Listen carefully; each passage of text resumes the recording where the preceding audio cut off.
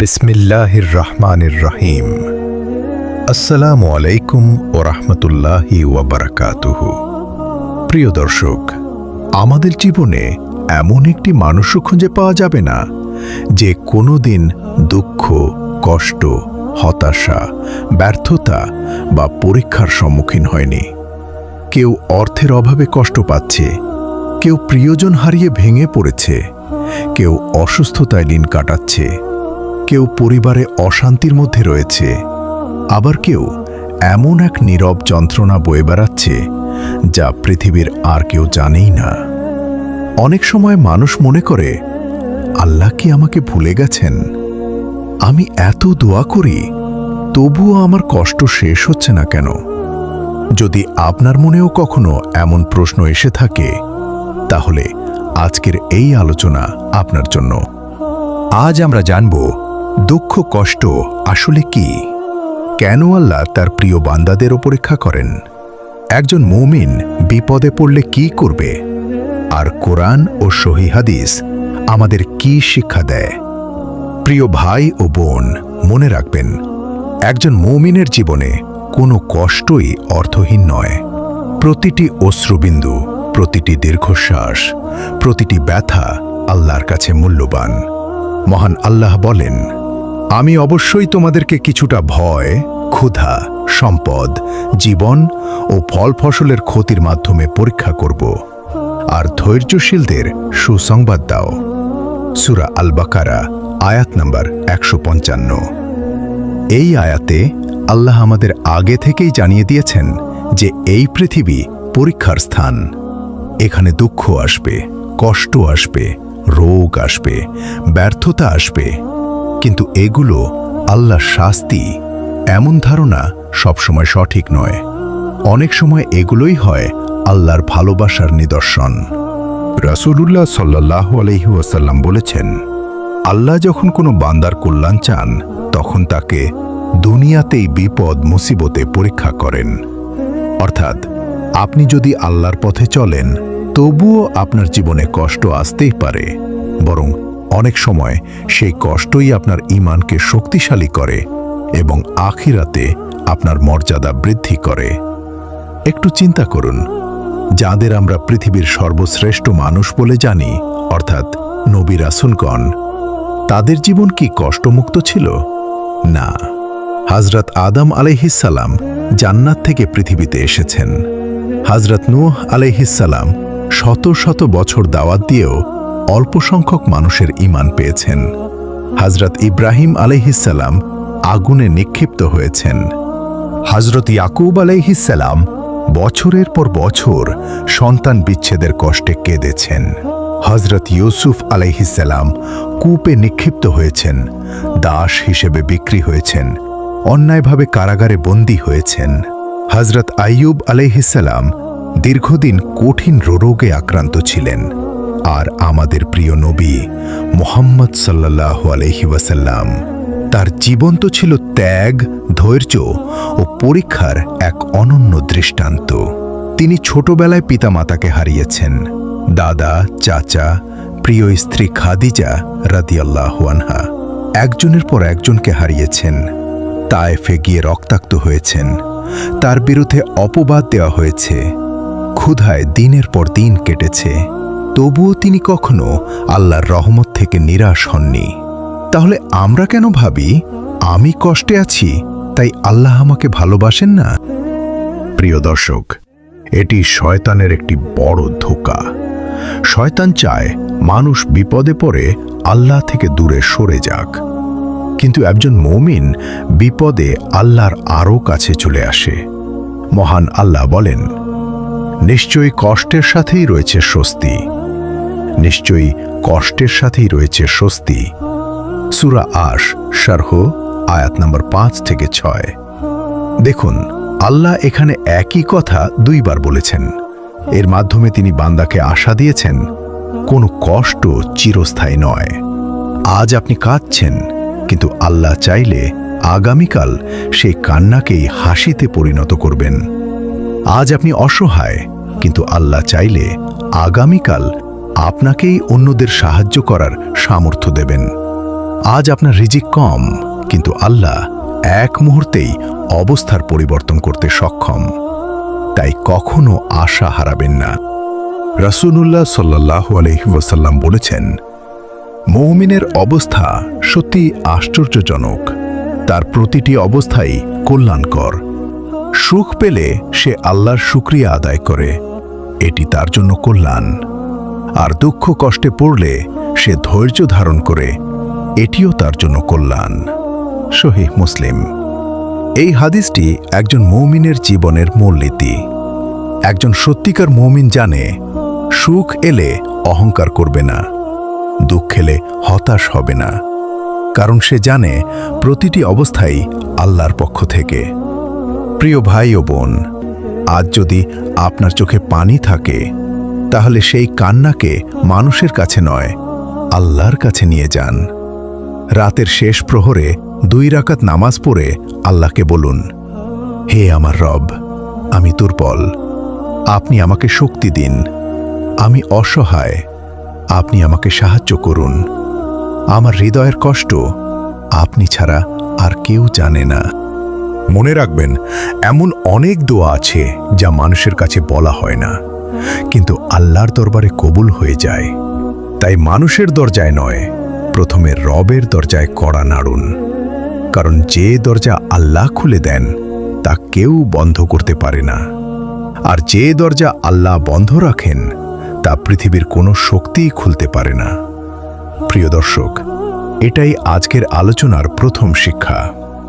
দুঃখ কষ্ট মানেই আল্লাহ আপনাকে ছেড়ে দিয়েছেন এমন নয়, বরং অনেক সময় এই কষ্টই হয় আপনার ঈমান, গুনাহের ক্ষমা এবং জান্নাতের উচ্চ মর্যাদার পথ। এখন প্রশ্ন হলো, যখন বিপদ আসে তখন একজন মুমিনের প্রথম করণীয় কি? অনেক মানুষ বিপদে পড়ে ভেঙে পড়ে, কেউ হতাশ হয়ে যায়, কেউ মানুষের কাছে অভিযোগ করতে থাকে, কেউ আবার আল্লাহর ফয়সালার উপর অসন্তুষ্ট হয়ে পড়ে। কিন্তু একজন সত্যিকার মুমিনের প্রথম কাজ হল আল্লাহর দিকে ফিরে যাওয়া। মহান আল্লাহ বলেন, হে মুমিনগণ, ধৈর্য ও সালাতের মাধ্যমে সাহায্য প্রার্থনা করো। নিশ্চয়ই আল্লাহ ধৈর্যশীলদের সঙ্গে আছেন। সূরা আল বাকারা আয়াত নাম্বার 53। এই আয়াত আমাদের একটি অসাধারণ শিক্ষা দেয়। যখন হৃদয় ভেঙে যায়, তখন প্রথমে সামাজিক যোগাযোগ মাধ্যমে নয়, মানুষের দরজায় নয়, সিজদায় যেতে হবে। যখন পৃথিবীর সবাই আপনাকে বুঝতে ব্যর্থ হবে, তখনও আল্লাহ আপনার কান্না শুনবেন। রাসূলুল্লাহ সাল্লাল্লাহু আলাইহি ওয়াসাল্লাম যখন কোনো কঠিন পরিস্থিতির সম্মুখীন হতেন, তখন তিনি সালাতের মাধ্যমে আল্লাহর সাহায্য চাইতেন। এটি আমাদের জন্য একটি শিক্ষা। দুঃখের সময় নামাজ ছেড়ে দেওয়া নয়, বরং নামাজকে আরও শক্তভাবে আঁকড়ে ধরা উচিত। প্রিয় ভাই ও বোন, অনেকেই বলেন, আমি তো অনেক দোয়া করি, তবুও আমার দোয়া কবুল হয় না। এখানে একটি বিষয় বুঝতে হবে, আল্লাহ প্রত্যেক দোয়ার উত্তর দেন, তবে সব সময় আমাদের চাওয়া অনুযায়ী নয়। কখনো তিনি সঙ্গে সঙ্গে দান করেন, কখনো বিলম্ব করেন, কারণ সেটি আমাদের জন্য উত্তম। কখনো সেই দোয়ার প্রতিদান আখিরাতের জন্য জমা রাখেন।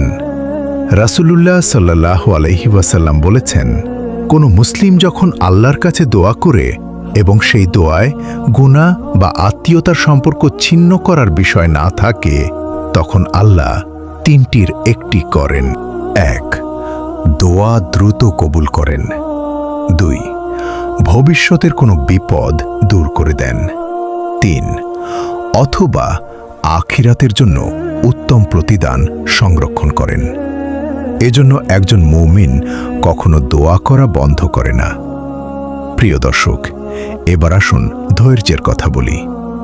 আমরা অনেকেই মনে করি ধৈর্য মানে শুধু চুপ করে থাকা, কিন্তু ইসলামে ধৈর্যের অর্থ অনেক গভীর। ধৈর্য মানে আল্লাহর উপর বিশ্বাস রেখে হারাম পথ থেকে নিজেকে বিরত রাখা, অভিযোগ না করে তার সিদ্ধান্ত মেনে নেওয়া, আল্লাহর ইবাদত চালিয়ে যাওয়া এবং আশা না হারানো। মহান আল্লাহ বলেন, নিশ্চয়ই ধৈর্যশীলদের প্রতিদান বিনা হিসাবে পূর্ণরূপে দেওয়া হবে। সূরা আজ-জুমার আয়াত নম্বর 10। ভাবুন তো, যে আল্লাহ প্রতিটি নেক আমলের নির্দিষ্ট সওয়াব নির্ধারণ করেছেন, সেই তিনি ধৈর্যের প্রতিদান সম্পর্কে বলেছেন বিনা হিসাবে। এটি ধৈর্যের মর্যাদা কত মহান তা বোঝায়। এখন আমরা একজন মহান নবীর জীবনের দিকে তাকাই। হযরত আইয়ুব আলাইহিসসালাম ছিলেন ধনী, সুস্থ এবং সুখী। কিন্তু একের পর এক পরীক্ষা এলো, সম্পদ চলে গেল, সন্তানদের হারালেন, দীর্ঘদিন কঠিন রোগে আক্রান্ত হলেন, মানুষ তাকে এড়িয়ে চলতে লাগল। তবুও তিনি আল্লাহর বিরুদ্ধে একটি অভিযোগও করেননি। অবশেষে তিনি দোয়া করলেন, হে আমার রব, আমাকে তো কষ্ট স্পর্শ করেছে, আর আপনিই সর্বাধিক দয়ালু। সূরা আল-আম্বিয়া আয়াত নম্বর 83। লক্ষ্য করুন, তিনি বলেননি, হে আল্লাহ, আপনি কেন আমার সঙ্গে এমন করলেন, বরং বিনয়ের সঙ্গে নিজের কষ্ট তুলে ধরেছেন এবং আল্লাহর রহমতের আশা করেছেন। এরপর আল্লাহ তার দোয়া কবুল করলেন, রোগ দূর করলেন এবং আগের চেয়েও বেশি নিয়ামত দান করলেন। এই ঘটনা আমাদের শেখায়, পরীক্ষা যত দীর্ঘই হোক, আল্লাহর রহমত তার চেয়েও বড়। প্রিয় ভাই ও বোন, দুঃখের সময় আরেকটি বড় ভুল আমরা করি। আমরা নিজেদের অন্যদের সঙ্গে তুলনা করি। ওর জীবন কত সুন্দর, ওর কোনো কষ্ট নেই। কিন্তু আমরা জানি না, মানুষের হাসির আড়ালেও কত কান্না লুকিয়ে থাকে। আল্লাহ প্রত্যেককে ভিন্ন ভিন্নভাবে পরীক্ষা করেন। কারো পরীক্ষা দারিদ্র্য, কারো পরীক্ষা সম্পদ, কারো পরীক্ষা অসুস্থতা, কারো পরীক্ষা সন্তান, কারো পরীক্ষা একাকিত্ব। তাই নিজের পরীক্ষাকে অন্যের জীবনের সঙ্গে তুলনা করবেন না। প্রিয় দর্শক, রাসূলুল্লাহ সাল্লাল্লাহু আলাইহি ওয়াসাল্লাম বলেছেন, তোমরা দুনিয়ার ব্যাপারে তোমাদের চেয়ে নিচের অবস্থার মানুষের দিকে তাকাও, আর তোমাদের চেয়ে উপরের দিকে তাকিও না। এতে আল্লাহর দেওয়া নিয়ামতকে তুচ্ছ মনে হবে না। সহিহ আল বুখারী ও সহিহ মুসলিম। যদি আপনি অসুস্থ হন, মনে করুন অনেকে আরও কঠিন রোগে ভুগছেন। যদি আপনার অর্থ কম থাকে, মনে করুন অনেক মানুষ দুবেলা খাবারও পায় না। যদি আপনার সমস্যা থাকে, মনে রাখুন পৃথিবীতে এমন মানুষও আছে যাদের পরীক্ষার ভার আরও কঠিন। এভাবে চিন্তা করলে অন্তরে কৃতজ্ঞতা জন্মায়, আর কৃতজ্ঞতা দুঃখের অন্ধকার ভেঙে দেয়। মহান আল্লাহ বলেন, যদি তোমরা কৃতজ্ঞ হও, তবে আমি অবশ্যই তোমাদের আরও বৃদ্ধি করে দেব। সূরা ইব্রাহিম আয়াত নম্বর 7। প্রিয় ভাই ও বোন, আজ থেকেই একটি অভ্যাস করে তুলুন। প্রতিদিন সকালে অন্তত 3টি নিয়ামতের জন্য আল্লাহর শুকরিয়া আদায় করুন। বলুন, আলহামদুলিল্লাহ, আমি আজও বেঁচে আছি। আলহামদুলিল্লাহ, আমি ঈমান নিয়ে দিন শুরু করেছি। আলহামদুলিল্লাহ, আল্লাহ আমাকে তওবার সুযোগ দিয়েছেন। দেখবেন ধীরে ধীরে আপনার হৃদয়ে প্রশান্তি নেমে আসবে। মনে রাখবেন, আল্লাহ কখনো তার বান্দাকে একা ছেড়ে দেন না। তিনি দেখছেন আপনার কান্না, তিনি জানেন আপনার কষ্ট, তিনি জানেন আপনি কত রাত না ঘুমিয়ে কাটিয়েছেন। আর যখন তার নির্ধারিত সময় আসবে, তখন এমনভাবে আপনার অবস্থার পরিবর্তন করবেন যা আপনি কল্পনাও করতে পারবেন না। তাই হতাশ হবেন না, দোয়া ছাড়বেন না, সালাত ছাড়বেন না, কুরআনের সঙ্গে সম্পর্ক ছিন্ন করবেন না। কারণ যে হৃদয় আল্লাহর স্মরণে জীবিত থাকে, তাকে পৃথিবীর কোনো দুঃখ স্থায়ীভাবে ভেঙে দিতে পারে না। অনেকেই মনে করেন তাওয়াক্কুল মানে কোনো চেষ্টা না করে শুধু আল্লাহর উপর নির্ভর করা, কিন্তু ইসলাম তা শিক্ষা দেয় না। এক ব্যক্তি রাসূলুল্লাহ সাল্লাল্লাহু আলাইহি ওয়াসাল্লামকে জিজ্ঞাসা করেছিলেন, আমি কি আমার উটকে ছেড়ে দিয়ে আল্লাহর উপর ভরসা করব, নাকি আগে বেঁধে তারপর ভরসা করব? তিনি বললেন, আগে উটটি বেঁধে রাখো, তারপর আল্লাহর উপর ভরসা করো। অর্থাৎ চেষ্টা করা আমাদের দায়িত্ব, ফলাফল আল্লাহর হাতে। আপনি কাজ করবেন, হালাল উপার্জন করবেন, চিকিৎসা নেবেন, দোয়া করবেন। তারপর বলবেন, হে আল্লাহ, যা আমার জন্য উত্তম তাই নির্ধারণ করুন। দুঃখ কি গুনাহ মাফের কারণ?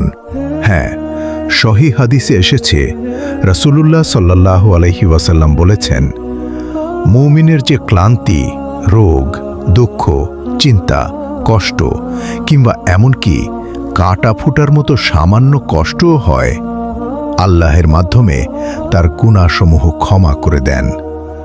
সহিহ আল বুখারী ও সহিহ মুসলিম।